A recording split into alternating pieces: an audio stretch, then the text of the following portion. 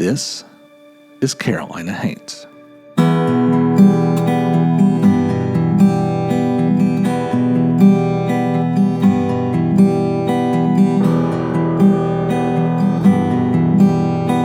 Carolina Haints presents Folk, a show about our stories. I'm your host, Dan Sellers. This story comes from a full 100 years before the legendary Gillian Legree, sometime in the 1740s, when the Slow family moved to Beaufort. The father was a wealthy merchant ship captain that ran a trade route from England to the American colonies.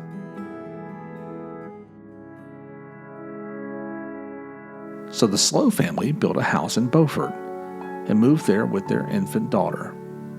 Captain Slow provided a good life for them, but his work required him to be at sea for months at a time.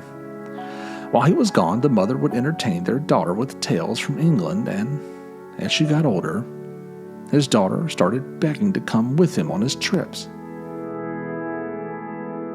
The girl was still a baby when they moved, so she didn't know the England that her mother described, but she longed to see it for herself.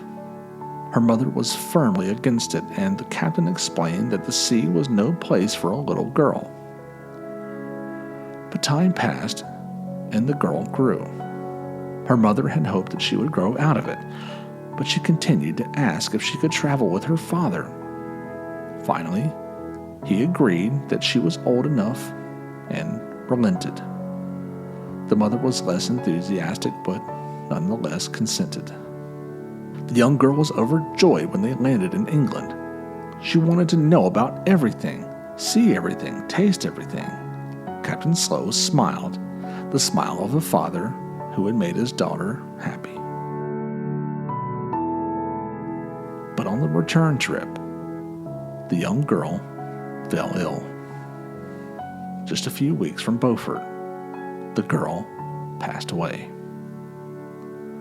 Her father was distraught, but he knew his wife would take it worse.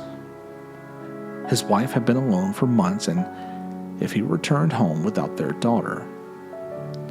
You see, in those days it was customary that anyone who died on a ship would be buried at sea.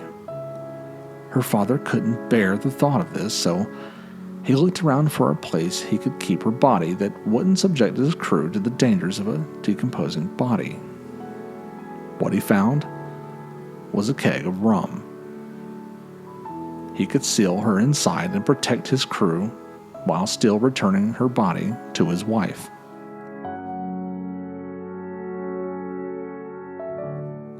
Now, you may be wondering how big of a party they threw in order to empty the keg of its contents. It must have been a real kegger. But there was no party. Captain Slow sealed her body in the barrel full of rum. His wife was still distraught, but at least she had her daughter there to grieve over, albeit in a keg of rum. Now the captain faced a new dilemma. He dare not remove the girl from the keg. He didn't know what a body would look like being soaked in rum for over a month, and he wasn't very keen to find out. He arranged for her to be buried, keg and all. The simple wooden marker reads, "Little girl buried in a keg of rum."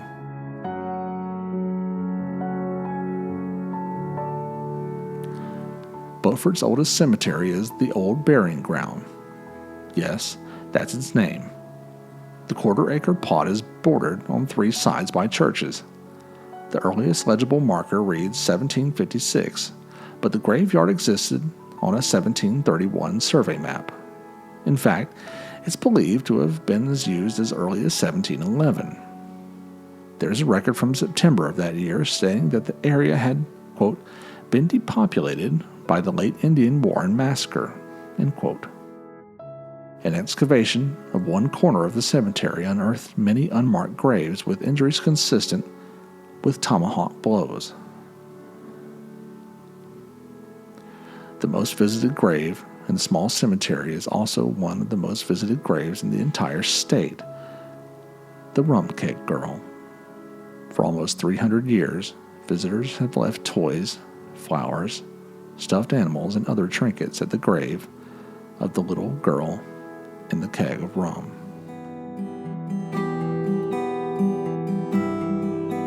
This episode was researched and written by Jeffrey Cochran.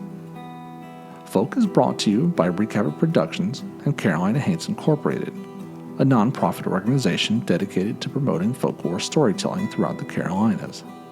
You can learn more about us, including our book, Legends and Lore Markers, and upcoming tour dates on our website, carolinahaints.com.